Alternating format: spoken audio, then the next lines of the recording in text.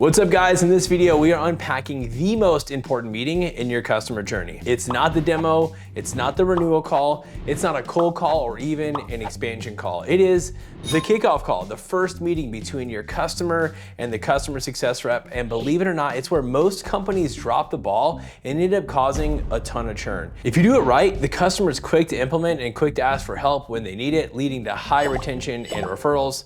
Do it wrong and you've wasted all your marketing and sales efforts and you have a customer out in the market with a sour taste in their mouth. If you're new here, I'm Johnny Page, the CEO at SaaS Academy, where we've helped over 3,000 founders scale their SaaS businesses.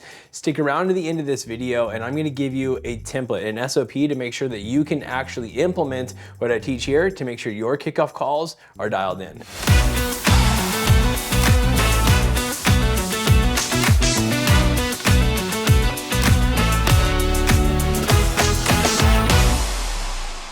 In just a few minutes, I'm gonna walk you through the 3 phases of a kickoff call. But before we do that, let's unpack the psychology driving customer behavior at this point in their journey. In order to make a purchase, a customer has to have a certain level of confidence or belief that your product can solve their problem. It's really important in this process that we protect that belief because belief drives action.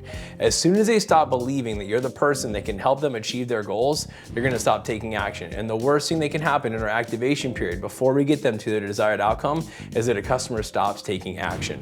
So as your customer experiences value or signs of progress towards their value, their belief goes up. But every time you make an ask to invest more time or effort or money, their belief is tested.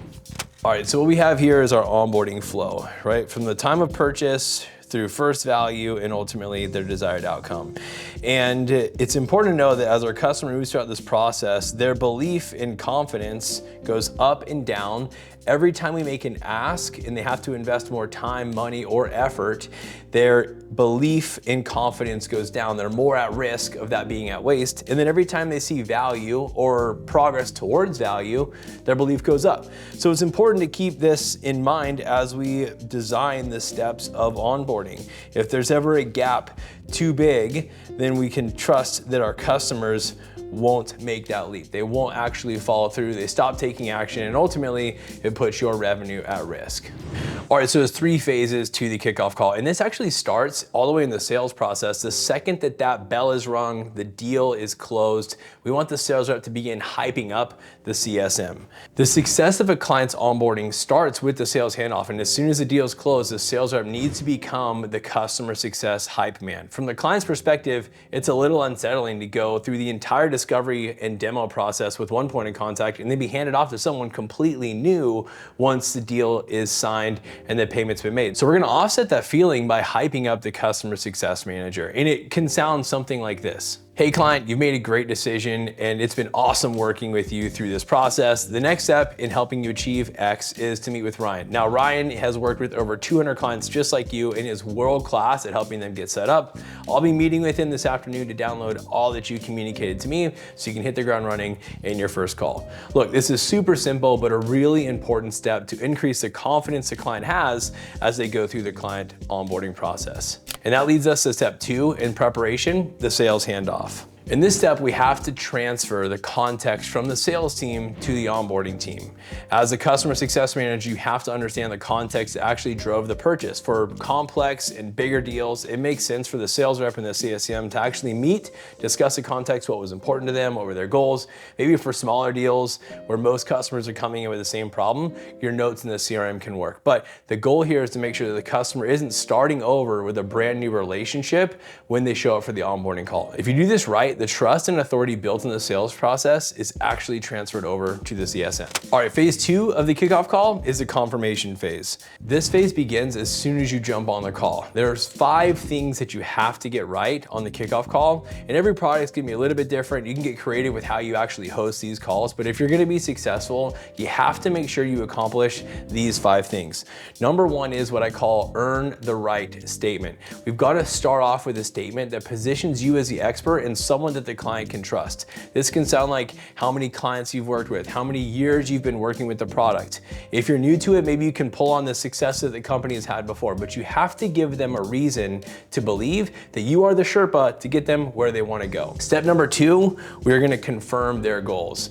In this step, you're showing off the preparation you went through with the sales rep. You're going to walk through the goals that they shared and then just ask, hey, was there anything missing here? Now, there is a Goldilocks zone here. You don't need to go through and say every single thing you got from the sales rep, but we want to show a sign of confidence and put their mind at ease that some work happened behind the scenes to steward their time well.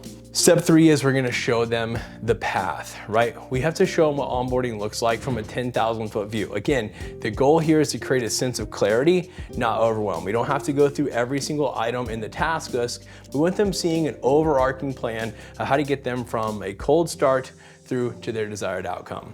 Step number 4 is we're gonna gather the resources. Now that we've shown them the path, we need to show them the resources available to make sure they can get where they wanna go. Now, it's important for you also to gather who are their resources internally. Are there certain contacts and contact information that you're gonna need to make sure the implementation goes smoothly? Last but not least, step number 5 is we've gotta set expectations. The goal here is making the implicit explicit. Mismatched expectations can really fracture a relationship. So just make sure that we're on the same page with what implementation looks like, who's gonna be involved, who's doing what. We've got a clear plan going forward. All right, now once you've done these 5 things, you're ready for the 3rd and final phase of the kickoff call, where we start to make some progress. In this phase, we're just looking for a few quick wins. Now, not every product lends itself to this, but the goal here is to start crossing some items off the checklist. As a customer, it doesn't feel great to be through an entire sales process talking about the pain and the problem that we're facing to make a purchase and then show up on a kickoff call having only talked about what implementation looks like. It's really nice to be able to break some ground, and even if we're just exchanging logins and getting set up in the project management system, it's great to show some progress in this step. I like to use the excitement they have to get a few things crossed off the list where we can end in our final step, which is to book a meeting from the meeting, the BAM fam.